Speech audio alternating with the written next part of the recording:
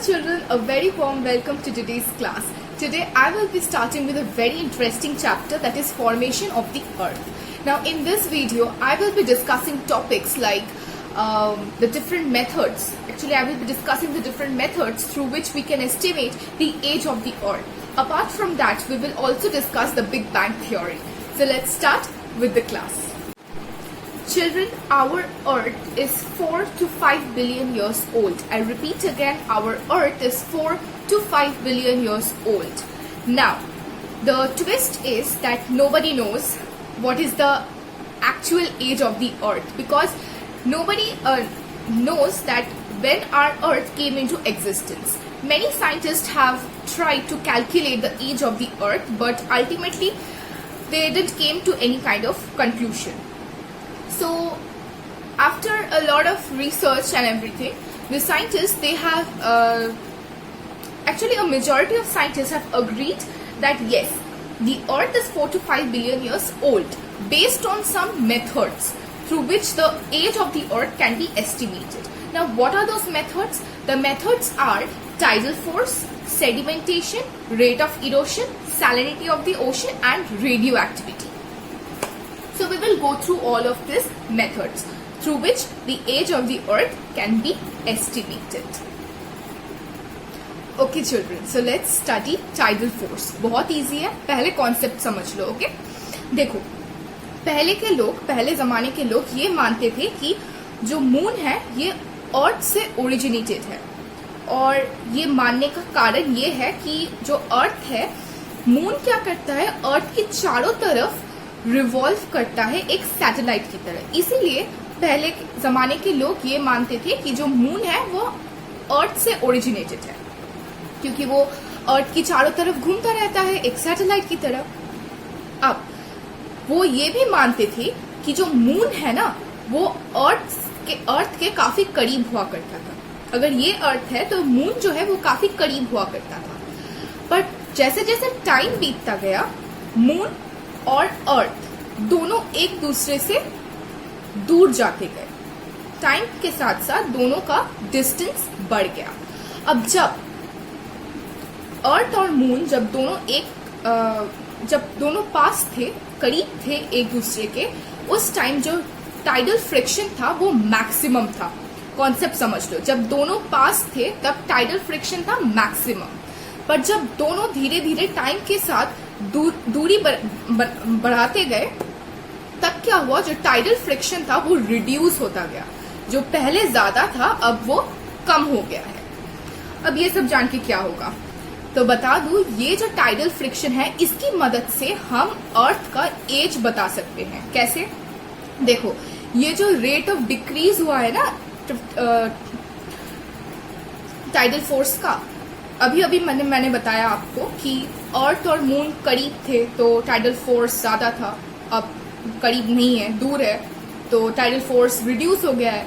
तो ये जो ज्यादा से कम डिडक्शन, डिक्रीज, ओके, जो डिक्रीज हुआ है टाइडल फ्रिक्शन का, ये अगर हम कैलकुलेट कर ले, इसका जो रेट है ये अगर हम पता करके कैलकुलेट कर लेंगे तो फिर हमें अर्थ का एज पता लग जाएगा. क्लियर हो गया कॉन्सेप्ट? चलो अब हम पढ़ने वाले हैं सेडिमेंटेशन. बच्चों, ये जो सेडिमेंटेशन प्रोसेस है ना, ये सेडिमेंटेशन प्रोसेस में सेडिमेंटरी रॉक्स का काफी ज्यादा इंपॉर्टेंस है. कैसे? आइए देखते हैं. पहले तो मैं बता दूं सेडिमेंटरी रॉक्स होता क्या है. सेडिमेंटरी रॉक्स, जब मैं आपको रॉक्स चैप्टर पढ़ाऊंगी तब मैं इन डिटेल्स आपको बताऊंगी, बट अभी फिलहाल के लिए जान लीजिए कि sedimentary rocks are formed from those materials which are deposited at favorable sites by agents of denudation. ये जो रिवर होती है, विंड, ग्लेशियर, सी वेव्स, ये कुछ ना कुछ डिपॉजिट करती है. ये जो डिपॉजिटेड मटेरियल है इसे हम सेडिमेंट कहते हैं, और जो रॉक्स जो तैयार होती है इस सेडिमेंट की मदद से, इसे हम कहते हैं सेडिमेंटरी रॉक्स. ओके, मैं आपको ये बाद में समझाऊंगी जब मैं आपको रॉक्स का चैप्टर पढ़ाऊंगी. बच्चों, जब हमारी धरती ठंडी हो रही थी लिक्विड से सॉलिड स्टेट तक, तब से ये जो प्रोसेस ऑफ सेडिमेंटेशन है ये कंटिन्यू हो रहा था, और ये अब भी कंटिन्यू हो रहा है. अब ये बात सुन लो ये जो सेडिमेंटेशन कंटिन्यू हो रहा है ना, इसकी वजह से सेडिमेंट्री रॉक्स काफी थिक हो चुके हैं। और ये थिकनिंग, अगर हम इस सेडिमेंट्री रॉक्स के थिकनेस का पता लगा सकते हैं, और इसके साथ साथ एनुअल रेट ऑफ थिकनिंग, यानी कि हर साल थिकनिंग कितना ज्यादा होता है, जो रेट है थिकनिंग का, उसका अगर हम पता लगा पाएंगे तो अर्थ का एज जो है वो हम निकाल सकेंगे। तो age of the earth can be estimated if we are able to know the thickness of the sedimentation and the annual rate of thickening. अब बच्चों, ये जो सेडिमेंटेशन प्रोसेस है, इट सफर्स फ्रॉम 2 डिफेक्ट्स। वो क्या है, आइए देखते हैं। पहला है, जो रेट ऑफ सेडिमेंटेशन है पर ईयर सेम नहीं रहता है, वो डिफर करता है जगह से जगह पे, ठीक है, तो वो सेम नहीं होता है हर साल। और दूसरा डिफेक्ट जो है वो है सेडिमेंट्री रॉक्स जब अकर होते हैं, उनके सीक्वेंस में काफी ज्यादा डिस्टर्बेंस आती है, काफी ज्यादा इंटरप्शंस आते हैं। इसकी वजह से कभी कभी हम जो थिकनेस है उसका पता नहीं लगा पाएंगे। तो इसके लिए ये सेडिमेंटेशन प्रोसेस जो है वो एक फ्लॉप है। So the next topic is rate of erosion. अब ये जो कॉन्टिनेंटल लैंड मासेस है, ये कंटिन्यूअसली इरोड हो रहे हैं एक्सोजेनस और डिन्यूडेशनल प्रोसेस की वजह से। नाउ व्हाट आर एक्सोजेनस और डिन्यूडेशनल प्रोसेस, ये भी मैं आपको समझाऊंगी जब हम एंडोजेनेटिक फोर्स और एक्सोजेनेटिक प्रोसेस के बारे में बात करेंगे इन डिटेल्स। बट फिलहाल जान लीजिए कि endogenetic forces are generated in the interior of the earth, whereas exogenetic forces are forces which acts on the surface of the earth. तो endogenetic interior और exogenetic acts on the surface of the earth. तो जैसा कि मैं बता रही थी कि कॉन्टिनेंटल जो लैंड मासेस है वो कंटिन्यूअसली इरोड हो रहे हैं एक्सोजेनेटिक या फिर डिन्यूडेशनल प्रोसेस की वजह से। अब ये जो टोटल अमाउंट है डिन्यूडेशन का, अगर हम ये पता लगा सकते हैं, और जो एनुअल रेट ऑफ डिन्यूडेशन, यानी कि हर साल जो अमाउंट ऑफ डिन्यूडेशन हो रहा है, अगर इन दोनों का हम पता लगा सकते हैं तो हमें अर्थ का एज जो है वो पता लग जाएगा। तो ये हो गया रेट ऑफ इरोशन। तो जो नेक्स्ट टॉपिक है वो है सैलिनिटी ऑफ द ओशन। तो नाम से ही पता चल रहा होगा, तो पहले के स्कॉलर्स वो ये बिलीव करते थे कि जो ओशंस में जो वाटर प्रेजेंट है वो प्योर वाटर है। Pure water refers to water without salt. आज के डेट में अगर आप ओशन विजिट करेंगे तो आपको क्या मिलेगा, ओशन में सॉल्ट मिलेगा। इसीलिए आज हम लोग इस ओशनिक वाटर को सैलाइन वाटर कहते हैं, है ना। बट पहले के टाइम में जो ओशंस थे उनमें सॉल्ट नहीं हुआ करता था। तो ये सॉल्ट आया कहाँ से? अब ये क्वेश्चन आता है ना कि ये सॉल्ट आखिर आया कहाँ से? जब फॉर्मेशन के टाइम में सॉल्ट नहीं था पानी में, तो अब सॉल्ट कहाँ से आ रहा है? ये जो कॉन्टिनेंट्स है, माना जाता है कि जो रिवर्स है ना, वो कॉन्टिनेंट्स से ओशन तक सॉल्ट लेके आती है। जो रिवर्स है वो कॉन्टिनेंट से ओशन तक सॉल्ट को कैरी करते हैं, और इस तरह से जो आज प्रेजेंट डेट में जो ओशनिक सॉल्ट है वो सॉल्टी हो चुकी है, सॉरी ओशनिक वाटर है वो सॉल्टी हो चुकी है। सो अगर हम ये जो ओशनिक सॉल्ट है इसका अमाउंट और जो एनुअल रेट ऑफ इंक्रीज, मतलब हर साल जो इंक्रीज हुआ है ओशनिक सैलिनिटी में, इन दोनों का अगर हम पता लगा सकेंगे तो फिर जो एज है अर्थ का वो हमें पता लग जाएगा। क्योंकि अगर हम ओशंस का पता लगाएंगे, ओशन के एज का पता लगाएंगे, तभी हमको अर्थ का एज जो है वो इजीली मिल जाएगा। बट ये जो प्रोसेस है सैलिनिटी ऑफ द ओशन, ये थ्योरी भी सफर करती है कुछ डिफेक्ट्स से। किस तरह के डिफेक्ट्स, सुन लो पहले। The fact that salt is removed from the sea and deposited as a part of marine sediment. Salt को हम पानी से बाहर निकाल सकते हैं, हम सॉल्ट को सी से रिमूव कर सकते हैं। साथ ही साथ जो सॉल्ट है वो मैराइन सेडिमेंट, आपको मैराइन सेडिमेंट आपको पता होगा, पानी के नीच का जो सेडिमेंट है उस सेडिमेंट की तरह डिपॉजिट हो जाता है। तो ये एक डिफेक्ट है।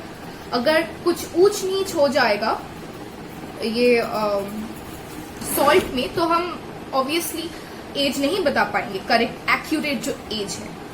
फिर होता है erosion of earth surface is not uniform everywhere, हर जगह इक्वल इरोशन होने वाला है ये तो कोई बात नहीं है, कुछ जगह ज्यादा इरोशन होगा, कुछ जगह कम इरोशन होगा।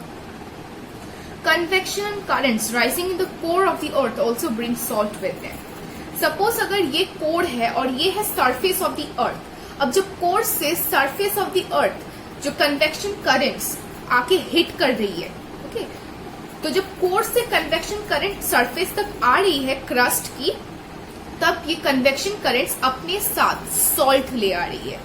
तो इसकी वजह से हम जो एज है अर्थ की या फिर ओशन की वो हम निकाल नहीं पाएंगे।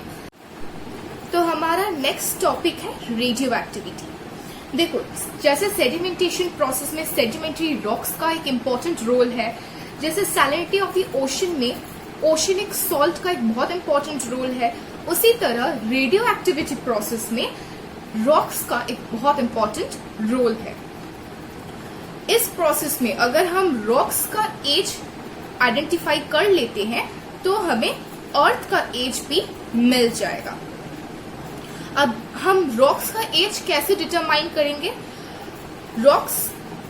The age of the rocks can be calculated on the basis of radioactive elements. जो radioactive elements होती है उसकी मदद से, उसके बेसिस हम रॉक्स की जो एज है वो हम डिटरमाइन कर सकते हैं। तो अगर हम रेट ऑफ डिसइंटीग्रेशन और मास ऑफ रिमेनिंग एलिमेंट्स का पता लगा सकते हैं तो फिर ये एज जो है वो कैलकुलेट हो जाएगी। Okay, so the next topic is big bang theory. ये हमारा लास्ट टॉपिक है। तो ये जो बिग बैंग थ्योरी है इसे हम एक्सपैंडिंग यूनिवर्स भी कहते हैं। I repeat again, the big bang theory is also known as the expanding universe. तो एडविन हबल ने 1920 में एक एविडेंस प्रोवाइड किया था जिससे ये पता लगता है कि ये जो यूनिवर्स है ये एक्सपैंड हो रहा है। ठीक है, सबसे पहले मैं बता दूं, जो यूनिवर्स है ये बहुत सारे गैलेक्सीज से बने हुए हैं and each Galaxy has thousand of millions of stars and each star has a large number of planets revolving around it. But ये सब कुछ एक पॉइंट से स्टार्ट हुआ है जिसका नाम है सिंगुलैरिटी। ठीक है, according to this theory, according to the big bang theory, this universe was originated from a point known as singularity. एक gigantic explosion हुआ था बिल्कुल 15 बिलियन years पहले, जिसके कारण आज ये galaxies, stars, planets and all this occurred. अब ये जो सोलर सिस्टम है हमारा, ये पहले एक cloud of gas and dust हुआ करता था। ठीक है, This huge cloud is made up of largely two lightest elements. ये जो इतना बड़ा क्लाउड था ये बेसिकली दो सबसे लाइटेस्ट एलिमेंट्स से बने हुए थे। एक था हाइड्रोजन, दूसरा था हीलियम। इसके साथ साथ हाइड्रोजन हीलियम के साथ साथ कुछ और ट्रेसेस भी मिले थे एलिमेंट्स के, जैसे ऑक्सीजन, सिलिकॉन, आयरन। अब ये जो क्लाउड हुआ करता था ये धीरे धीरे रोटेट करता था एक ही जगह पे, और इसका जो सेंटर था ये काफी हॉट और डेंस हुआ करता था। बट ये जाइंट क्लाउड कोलैप्स हो गया फोर्स ऑफ ग्रेविटी के वजह से और एक रोटेटिंग डिस्क का शेप ले लिया। अब गैलेक्सीज जो है इसको सबसे पहले मैं बता दूं एक्सपैंडिंग यूनिवर्स क्यों कहा जाता है, क्योंकि जो गैलेक्सीज है वो एक दूसरे से दूर मूव कर रहे हैं और जो एम्प्टी स्पेस है एक गैलेक्सी के, दो गैलेक्सीज के बीच जो एम्प्टी स्पेस है वो धीरे धीरे एक्सपैंड हो रहा है। इसी वजह से ये माना जाता है कि जो यूनिवर्स है वो एक्सपैंड हो रहा है। So once again, in a short way, let me tell you that it is assumed that there was a single firewall about 15 billion years ago, and as the clouds collapsed due to gravitational pull, they were broken and formed galaxies. The galaxies were further broken into stars, and the stars in turn broke up to form planets.